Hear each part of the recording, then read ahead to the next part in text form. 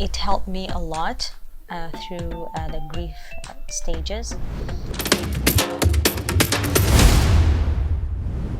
Welcome back to Finding Your Spark Again After a Loss. Today, we're going to talk about how to recover really quickly after the loss of a loved one. And I have today my guest, Duaa Ali. So let me tell you a little bit about Duaa before we get started so you know why she's here and what she has to offer. So Duaa Ali is an RTT, Rapid Transformational Therapy practitioner. Duaa is on a mission to help people free themselves from the limiting beliefs that hold them back and prevent them from living the life they always wanted. Beside being an RTT practitioner, Duaa is also an ESL, English as a Second Language teacher, and a federally accredited interpreter in Canada. The thing Duaa takes most pride in is being a mother of 4 wonderful children. Thank you so much for joining me today, Duaa. Thank you. Thank you very much for having me today. Yeah, my pleasure. My pleasure. I'm excited to get to talk to you. Rapid Transformational Therapy is something that we maybe our listeners have heard a bit about, but I know that the idea of going faster sometimes can be really appealing after you've gone through a loss and gone through the beginning of the loss, right? So in the beginning, it can be very overwhelming to go fast. Like there's sort of this instinct to go like, everybody slow down. I just want to go hide under the covers for a while. Yeah, but after that and you decide, yeah, I'm ready to come back to life, then to be able to go faster can be a real benefit. Can you tell me a little bit about that and how that works? Yes, so I will speak about my own experience first. So I had 3 maternal uncles who are really dear to me, and I was almost raised by my grandmother because my mother was working, and she used to take me to my grandmother's house to take care of me until she comes back and picks me up from work. And I had 3 maternal uncles. They were the young children, and they were still home. So I learned something from each and every one of them. And when I look back, I found that my character was really affected by every single one of them, and I learned something from each of them. And I lost one of them back in 2014, and back then I knew nothing about RTT. And I lost the second one in October 2021, and I have just graduated RTT a month ago, and it helped me a lot through the grief stages. And what I did is that the first time I lost my maternal uncle, and he was the youngest, I just did as you just mentioned. I just hid. I isolated myself completely. I locked myself in my room. I didn't want to talk to anyone. I didn't want to go out. I didn't want to eat. All I did is that I cried, and that this is all I did. And it was losing him was a wake-up call for me, because I found out that I didn't connect with him enough, even though I learned a lot from him, and he was such a cheerful person. And I remember that when we were young, my sister and I, he used to travel with us for vacations when we go at the beach. And he used to stand next to the bed and tell us horror stories before we go to bed. But the thing that is most surprising is that he used to tell those horror stories in a so very much funny way that it didn't even seem as horror stories anymore. And when my oldest maternal uncle passed, he actually was the dearest to me, and he had the most effect over me, because I learned from him something that I consider the best thing that anybody ever taught me. He taught me to read, think, and form a point of view about everything in life even if this point of view was different from his. And when we had a family gathering, I remember that we had our discussions, and we have there are areas of life where we don't see eye to eye, like our political views, for example, are so very much different. And I remember that he used to respect that and listen to me and even encourage me to have a different point of view. And that taught me a lot. So losing him, and I wasn't, when he passed, he actually passed suddenly. It was a shock for the whole family. And I was not there. I was not in the same country, and I haven't seen him for years. So I was stuck in denial, and I felt at the beginning when my brother told me about it, I felt, no, this is not happening. And I switched right away, and I felt angry with myself that why I didn't keep more contact with him. Yes, I used to keep contact every now and then, and but through texting. I never called, for example. And I started to blame myself. I should have called more. I should have connected with him more. And then I went right away to bargaining, which is another stage of grief. And I started to pray, God, please let him rescue him. Please don't let him die. And I'll do anything. And I will connect him with him more. Not only with him, with all my relatives. I'll do this. I'll do that. And then when he passed, I was still locked in denial, because it was very difficult for me even to say, my uncle, may his soul rest in peace. It was very difficult for me to say that at the beginning, because I was still stuck in denial.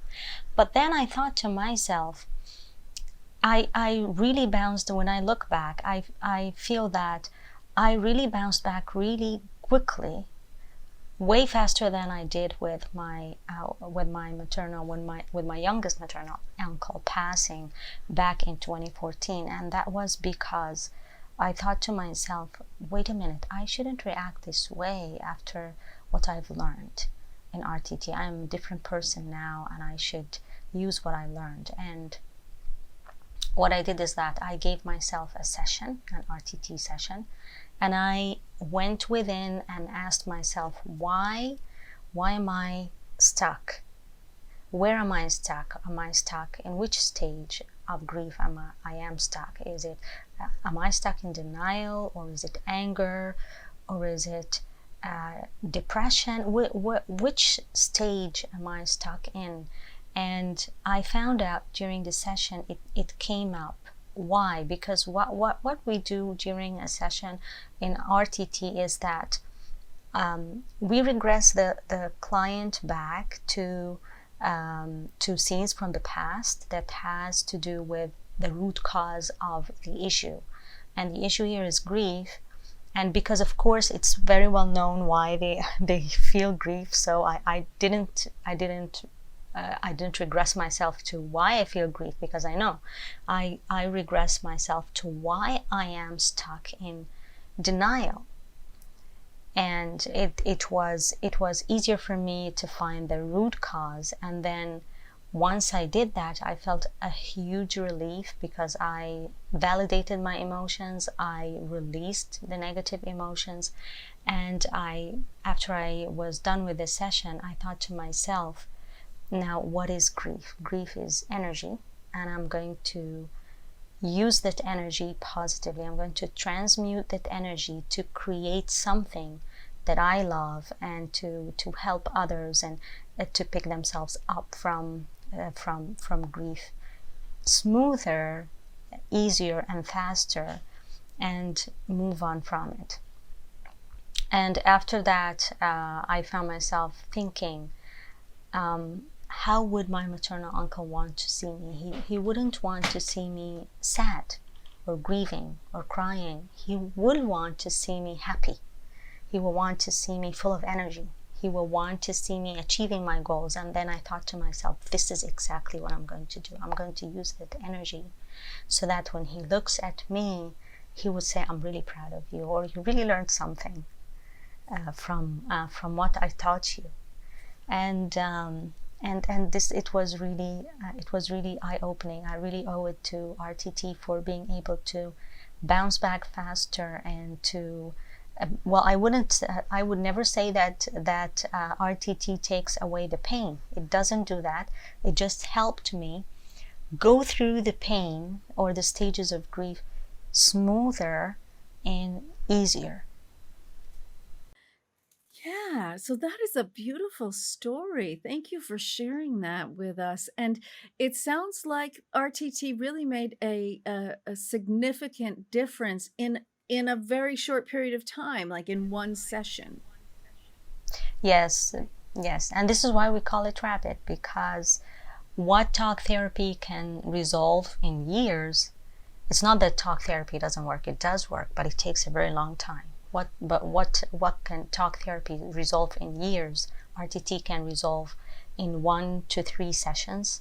Sometimes it might be up until 6 sessions, or up to 6 sessions if the issue is really complex, like PTSD, for example. But in general, it resolves things and issues really faster.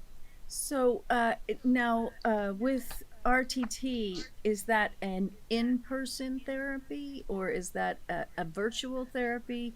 How can people participate, right? Do you need to go to a local practitioner or can you find a practitioner on the internet like you? It it can be both. I worked with clients in person and I worked with clients virtually, and it both, whether it's in person or a virtual session, it has the exact same results, the exact same effect. I found in my walking through grief in a few different times in my life that it really matters where my mindset is at and how much I'm willing to let go of the deep, deep wounds that sometimes we want to just sit in, right? I mean, you just feel bad and you think, I just want to feel bad. It's kind of like when you know you should be working out, but you're eating a bag of potato chips instead, right? It's like, I know I should be doing something else. I think I'll do the opposite of it.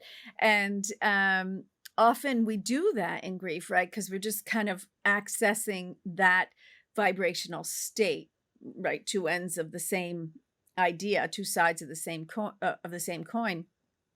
So, how much does it matter when someone comes to work with you if they have training that teaches them how to change their mindset, or if they're just ready to move on, if they say to themselves, this is my moment, it's time for me to start walking forward, and I've sat in this feeling as long as I want to sit in it, and now it's time for me to move forward. Is that an important element in the work? So what I do when I work with clients with grief is that it is very important to validate their emotions, because being in denial is also is somehow us not validating our own emotions, not accepting the situation for what it is, and at the same time blocking those emotions that no, this is not happening, and I this is not happening, and I'm not going to feel grief. So it's somehow us not validating our emotions, and sometimes people or the society does not accept us feeling deep grief, or like, come on, move on, like you're gonna move on from that. So I would tell them, feel your feelings. If you feel you don't want to go out, you don't want to to socialize, do it. So first thing is I validate their emotions, and I tell them that yes, your life is not going to be the same as it used before, like your life changed, but this doesn't mean that your life is not going to be good again. Your life is going to be good again. So validating their emotions is very important, and I walk them through the process of grief, the 5 stages of grief. And then I start doing the session with them and regress them to the stage of grief where they are stuck. So the 5 stages of grief are denial, anger, bargaining, depression, and acceptance. So acceptance is the last stage, and I don't think anybody would be stuck in acceptance because it's the last stage, and it means that were moved on or we're moving on already. So I usually regress them to the stage that they are stuck in, and then see why are they stuck in that stage. What's the root cause? And sometimes the reason might be guilt, that they feel that there were situations where they hurt that person, the person who passed, maybe because the relationship with them were not that positive before they passed, so they feel guilty. They might even carry. I had a client who even felt that she was the reason that person passed, because they were a husband and wife, and they had a fight together, and they were separated, and then after that he caught COVID, and he passed. His situation deteriorated in hospital and he passed, and she felt guilty. She carried that guilt that hadn't we had that fight and we were separated, his immunity wouldn't have dropped and he wouldn't have caught COVID, and so I'm the reason.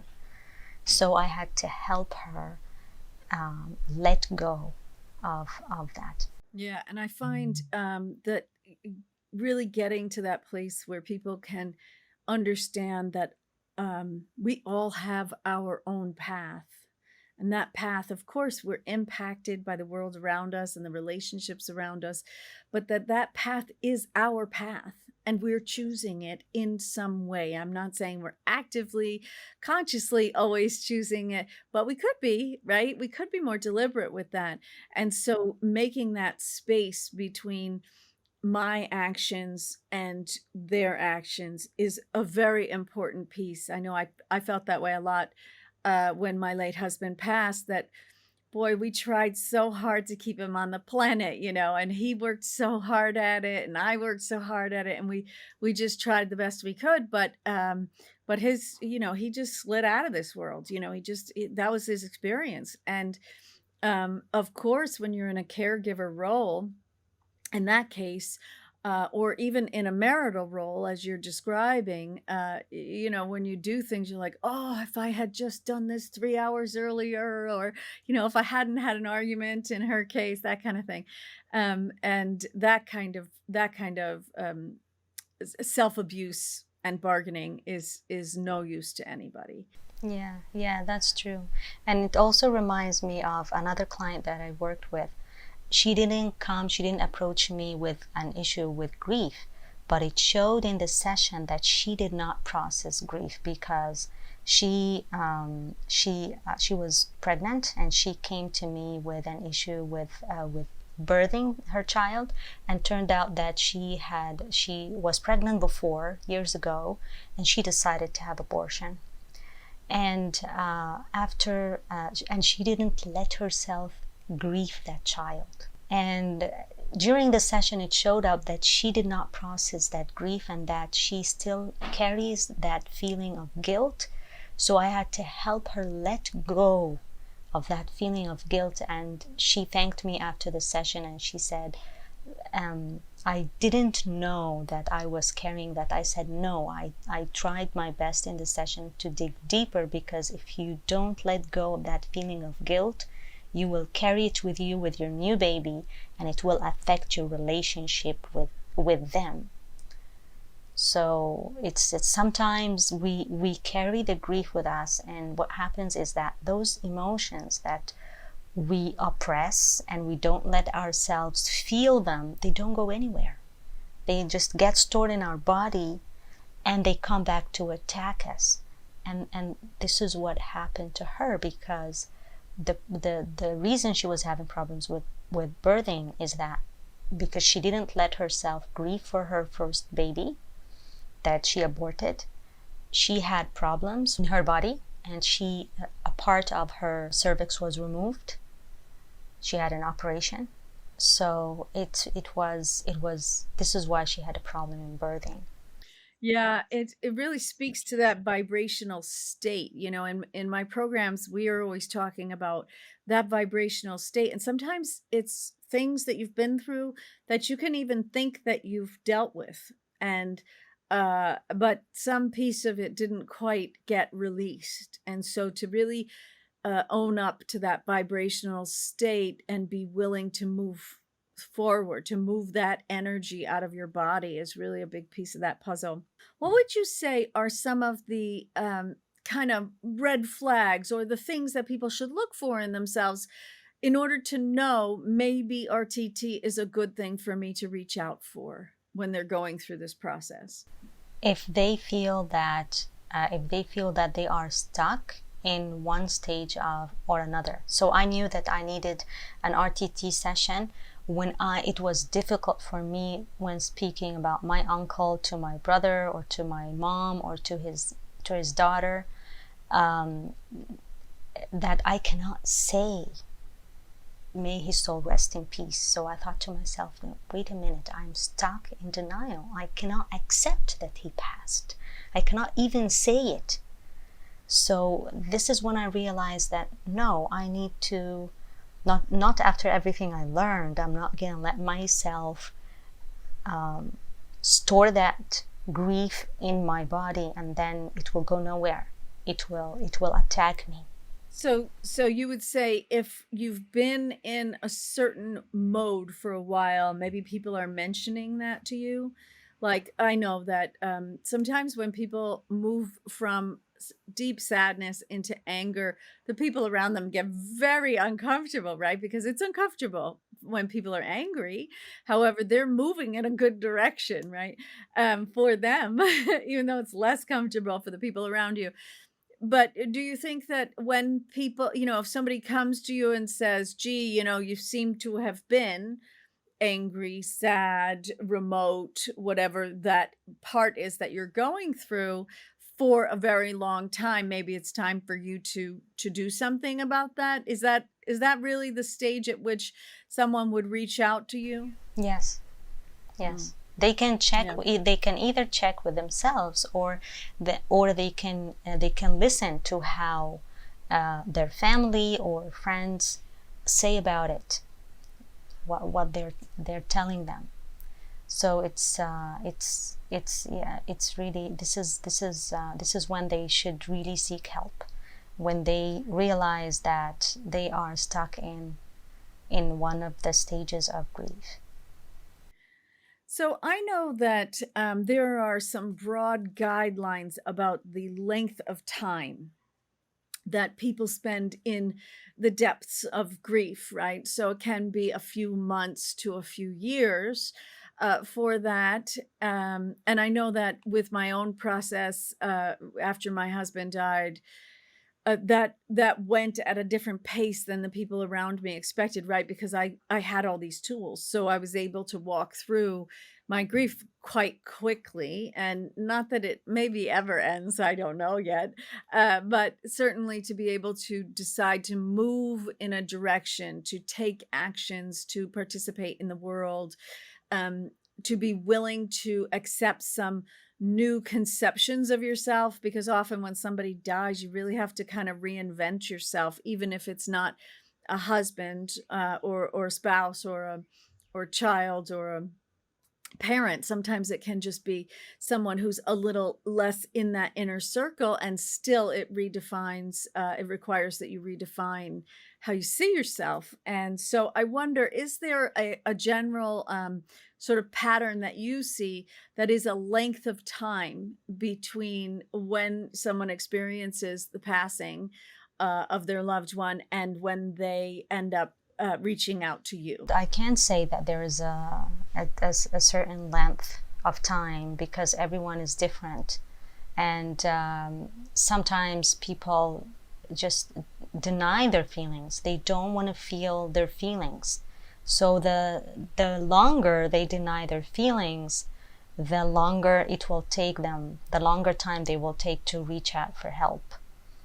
So it really depends. I can never say that there is a certain length of time that one can take so they would reach out.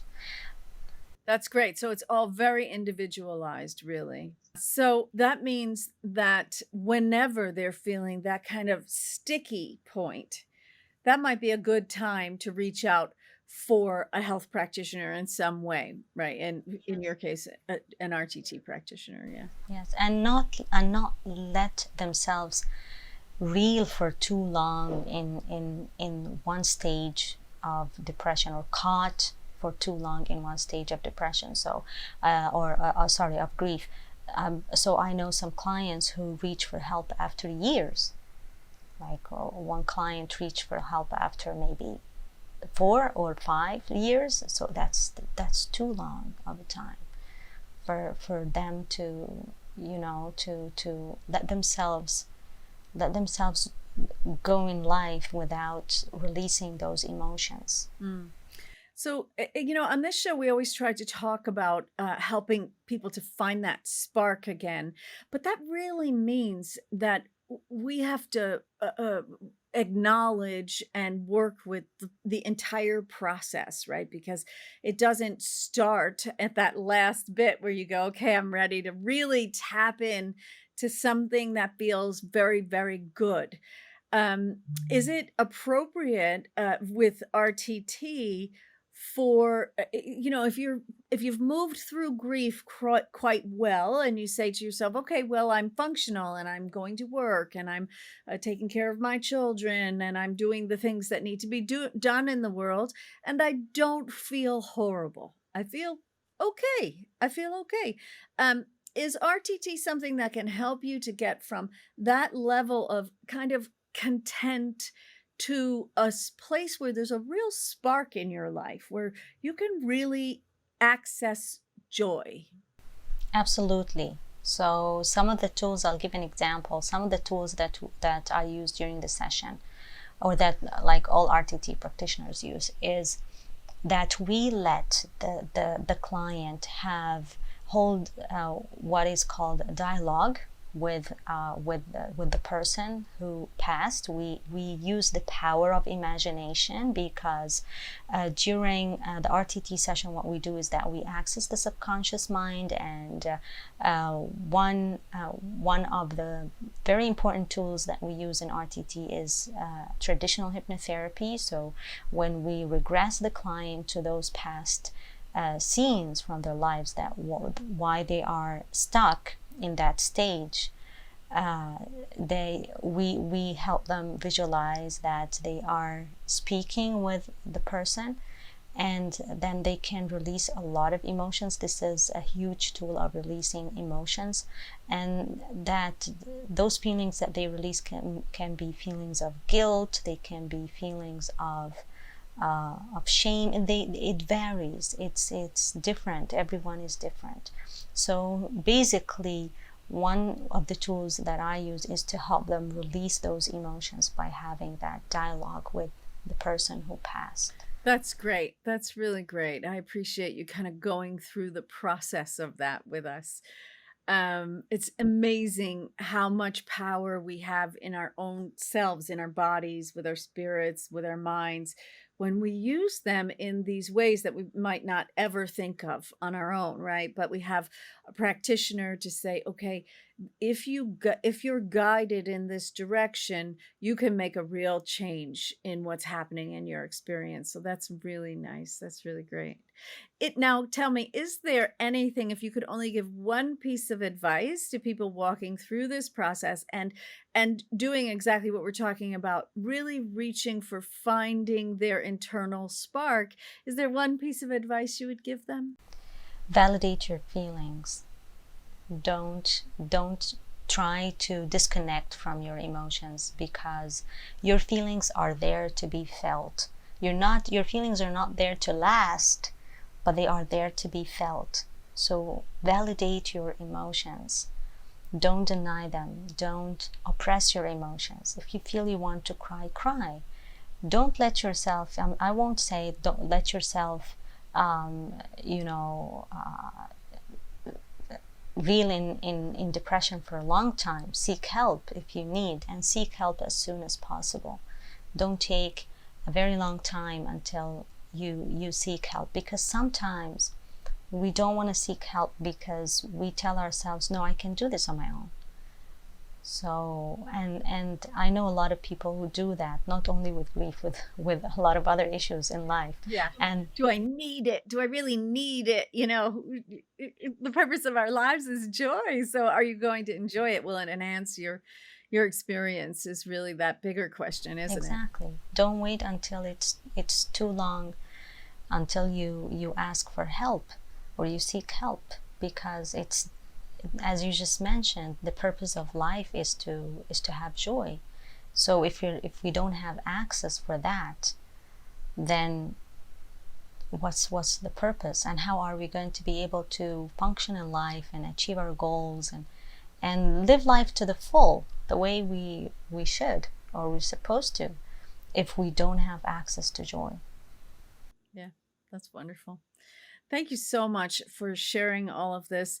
You can reach Duaa at liberatedhypno.com. And of course, we're going to put all the links below. So there's Instagram and everywhere.